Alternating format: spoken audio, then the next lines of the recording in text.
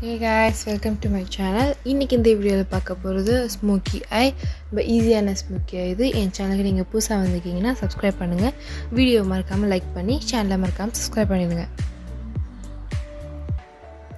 நான் கிளாசல் காஜல் யூஸ் பண்ணியிருக்கேன். உங்கள்கிட்ட என்ன காஜலுக்கும் நீங்கள் அதை யூஸ் பண்ணிக்கலாம். நான் அதை வச்சு என் வாட்டர் லைனில் திக் ஸ்ட்ரோக் ஒன்று கொடுக்குறேன். திக் ஸ்ட்ரோக் கொடுத்ததுக்கப்புறம் நம்ம அதை ஐ ஷேடை வச்சு ஸ்மச் பண்ணுவோம்.